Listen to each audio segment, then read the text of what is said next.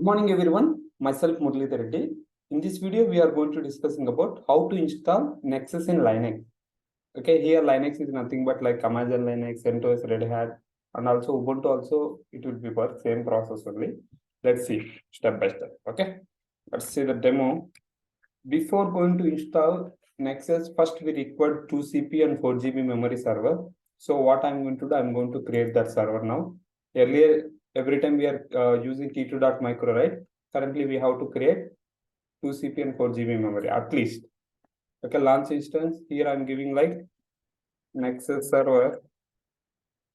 Okay, now here you can select the Amazon Linux. Here Amazon AMI ID.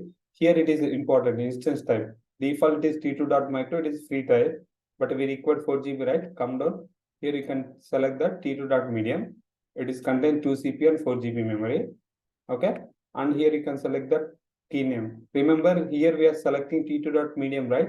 It will be charged. So once you done your practice, you can terminate that particular instance. Okay, then I'm selected key pair, and also here default network I'm selecting auto assign public IP enabled, so it will be generate public IP, and this is a Linux, that's why it is SSH is enabled. Just come down here, if you see here configure 8 GB and come click that launch instance. Okay, once click the launch instance, it may take 1 or 2 minutes to create. Each and every, as I said, each and every instance, it will be generate a unique instance ID. I have clicked that one. Now, if you see here, it is showing pending state. Okay, it is a T2.media. This is the instance ID. Okay, we can wait for 1 or 2 minutes and let's see. If you see here, it is running state. The status check should be in 2 by 2. Meanwhile, I'm connecting using public IP. Remember here, I'm connecting public IP, but in real time, we will be connected through private IP only, because we will connect internal networks, client VPN or Cisco. There are multiple options to connect through private IPs using client VPN. Okay. I'm giving the public IP. Here you can give the user. The username is EC-user. The reason is this is Amazon Linux server. That is the reason. Okay. I'm uploading that PPK or PEM file. Here we have a PEM or PPK. It will be support this mobile storm. Okay. Next one, I'm giving that name Nexus server and okay. If you observe here in left side, that whatever you give name, it is came here. We are connected the particular server. Okay, got it right? How to create and based on our instance type, we can choose. Okay. Next one. First step, we can install Nexus either tar file or zip file. We have 2 ways to install, either tar file or zip file. In our case, we will be installed through tar file. Okay. First, we have to install Java. I'm installing Java JDK 1.8, and I'm giving -y. It won't ask yes or no option. It is automatically installed. Okay. If you observe here, it is installing. Yeah, it may take a little bit time to install. If you observe here, Java 1.8 is installing. Okay. Yeah, it is almost done. Now I'm checking whether install or not. Java version. Okay, if you observe here, the Java is installed. The next step is we have to download the tar file. Okay, what I'm going to do, go to the Google, just type it Nexus download. Okay, and one more thing you have to remember here, this Nexus is developed by Sonotype. That is the reason it is coming under Sonotype only. Click this download Sonotype. And here it is loading.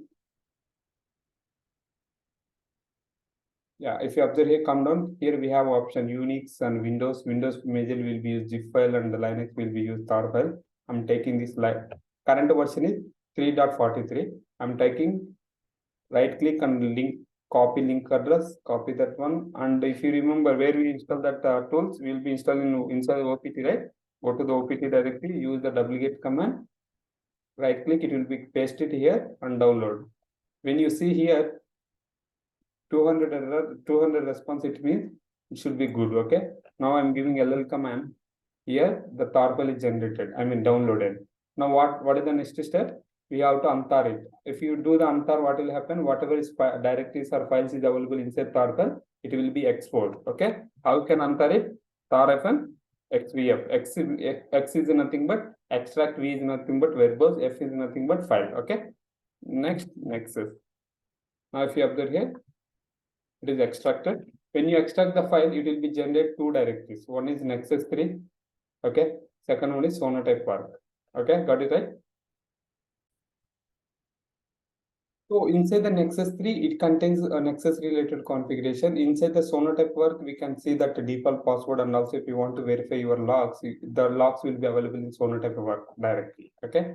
Now what I'm doing here, if you observe, Nexus 3 is a full lengthy name, right? I want to rename it. How can do it? Using mv command, you can rename it, right? Nexus 3 to Nexus. Okay. Now if you observe here, it is renamed. Now I'm going to insert that Nexus directory. We can see one by one. Bin directory. Bin directory is nothing but if you want to start and stop that particular instance, I mean service. Service means like Nexus. You can come to inside the next bin directory. You can start and stop. This is the shell script file. Nexus is a file. Inside it contains the shell script. That shell script. What will happen? It will be when you use the Nexus stop. It will be execute this shell script only. Okay. And next one is nexus.rc. What are the uses of nexus.rc? Example, this Nexus default it will be running on a root user. But if you want to run different user, you have to update here. Default it is commented. You have to uncomment and you have to give the run as a user to particular user. For example, if you create a Nexus as a user, if you want to run the particular this Nexus as a Nexus user, you have to update here. Okay, I will show you like we can update there. Next one, nexus.vm options. Here, if you want to update, any minimum and maximum memory information, you can declare here also. If you observe here, HMS is a minimum, MX is a maximum memory. Okay, what I'm doing here, I'm updating, changing minimum and maximum. I'm giving that 1024. 1024 is nothing but 1 GB memory. Okay.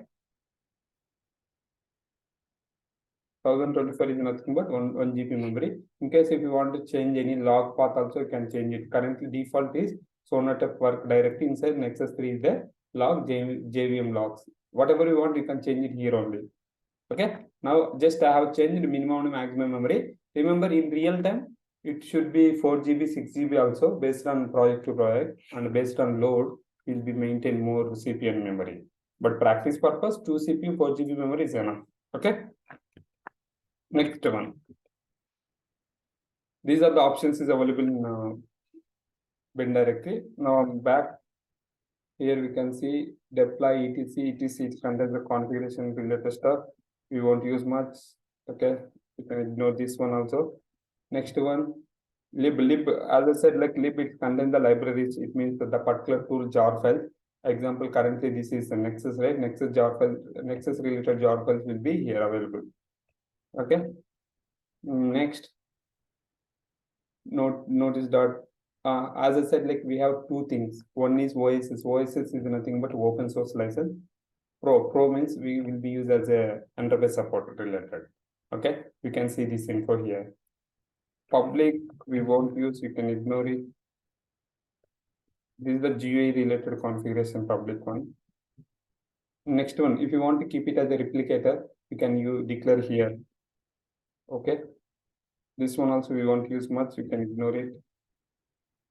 And system level, anything if you want to declare here, you can declare. System level means it contains only related to Nexus only, okay?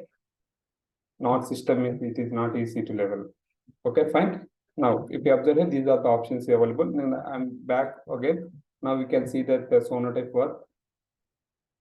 Okay, inside the sonotype work, we have a Nexus 3 directly. Go to Nexus 3 because our version is Nexus 3, right? That is the reason it's showing Nexus 3. If you want to check any logs, you can check here. Log. Okay. Currently, we don't have any log. The reason is we haven't started, right? That is the reason we don't have any logs. In case if you want to store any data temporarily, you can go and do it in temporary directly inside the sonotype work. Okay. Currently, we don't have anything. Got it, right? Now, what I'm thinking here, I'm back. 2 steps. Currently, I'm in OPT directly. What I'm thinking here, currently it is running as a root user, right? But I don't want to run as a root user. I want to change to root user to Nexus user.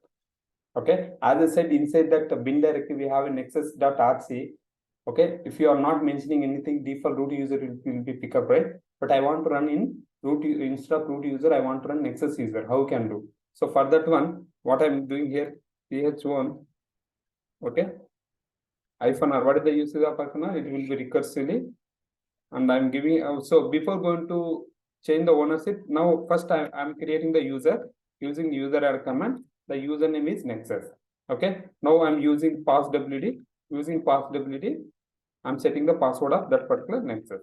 Okay. Remember, the passwd is a command to set the particular user password. Okay. Give that. Here, new password. I'm giving. Fine. That's successfully set up, done. Now what I'm doing here, currently it is running as a root user, right? Now I want to change it. How you can change it? Using ch1 command, right? ch1 -r recursively, it means subdirectory also it will be affect same ownership. Nexus : user group. I'm giving same Nexus only. The directory name is Nexus. Okay. If you observe here, it is changed. Even inside the Nexus directory also, it should be good. It will be modified. The reason is we have given ch1 -r means recursively. Okay. Now again we have to change the sonotype also. It is also related to Nexus only, right? It is running on a root user. We need to change it to Nexus user. Okay, Nexus user and Nexus Pro. Okay, so now if you observe here, it is changed. Okay, got it, right? What I said, if you want to run different user inside the bin directory, you have to update, right? Now I'm going to inside the Nexus directory. Inside the Nexus directory, we have a bin directory. Go to the bin directory. Here, if you observe here, we have a nexus.rc file. Inside the nexus.rc, we have to update the particular user. What is the user? The user is Nexus, right? If it is currently it is commented. Remember, if you see that hash symbol, it means commented. Insert mode uncommented. Here run as a user. Default it is running as a root user, right? But we wanted to run as a Nexus user. So I'm giving the Nexus. Okay. Update. Now update is completed, everything is done. If you observe here, change ownership also done. Final step is start the Nexus. How you can start? As I said, like this is the file to start and stop. This is a shell script, right? If you want to run the shell script, you can use sh Nexus. Then if you don't any options, just enter. If you enter, you can able to see the options.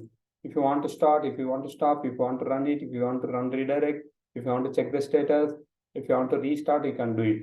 Majorly the start, stop, restart will be used, and status also will be used. In case if you want to reload forcefully, if you done some changes, if you want to reload, you can use reload also. Okay. First, what I'm doing here, I'm checking Nexus status, whether running or not. If you observe here, Nexus is stop. Nexus is stop. Now I'm checking Nexus start. Okay, I'm inside the bin directory. Remember here, I'm inside the bin directory. I'm running this Nexus file. Okay, start. Start means it is started. Now I'm checking the status as such. Nexus status. Okay. If you observe here, it is running. Fine, right? Now how we can access GUI? If you want to access, go to here, take the public IP here, and what is the default port number? The default port number is 8081, right? Give the 8081. See, if you enter here 8081, you can't get the GUI. The reason GUI is nothing but graphical user interface. Okay, you are not getting the GUI. The reason is you haven't enabled the port number. The default port number we have to enable. Just using it, it won't be work. You have to enable the port number. For example, you are using in Amazon Linux, right? In Amazon, we have a security group. Select the particular server, come back here right side. Here you are seeing that security group. Select the particular security group, and here we have inbound rules. Inside the inbound rules, you have to enable that particular port number. Inbound rules, edit inbound rules. Okay, add rule. Here you can select the custom TCP. What is the port number? 8081. TCP is nothing but transmission control protocol. Here I am giving anywhere. Remember, when you give the anywhere means 0.0, anyone can access. But remember, you have to remember, in real time you won't give the 0.0 until unless some use cases we should be enable only specific IP range only. Okay. Now I'm saving. For practicing purpose, fine, you can give the 0.0, but real time we won't give. Now if you can refresh this one. Now if you see here, the GUI is coming. The reason is we have enabled the 8081 port number. Got it, right?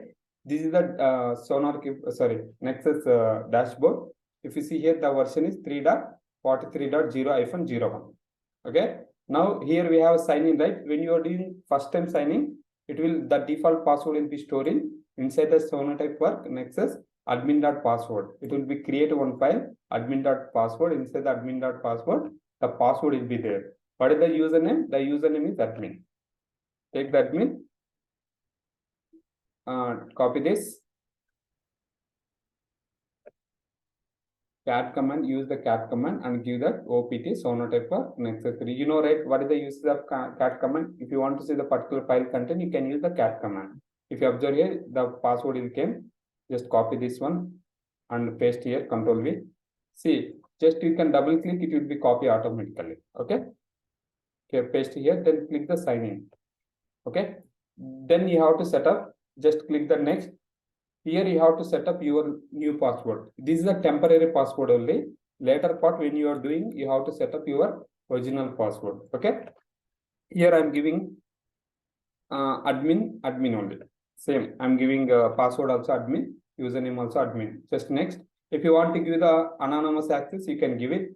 If you want, you don't want to give, just disable it. Real time majorly will be use the disable anonymous only. Just I'm giving the enable anonymous. Next, finish. Now you are able to see, right? This is the Nexus installation process. I hope understood, right? Are any questions? Again, I'm explaining. First, we require 2 CPU and 4 GB memory required, and mandatory we have to install Java. Then we have to download through tar file or zip file. In our case, we are downloading through tar file. We have to untar it and then rename it, and we have created one user. The reason is instead of running the root user, we will be running as a Nexus user. Remember, in real time, not only Nexus, any tool we won't recommend it to use run as a root user. We will be create a separate user and we will be run the particular Nexus in the particular user. Okay, not only this tool, any tool. Okay. Then we change the ownership and we changed inside the nexus.rc and then we started that particular Nexus. Okay. Now after that we enable the port number inside the security groups. Then we have access through public IP :808.1. Remember, again I'm telling, inside in real time, mostly we won't use public IP. We'll be use only private IP to access. For our practice purpose, we are taking public IP. Okay. Got it, right? If you have any questions, feel free to comment. I will try to respond as soon as possible. Thanks for watching this video. We'll see you next video.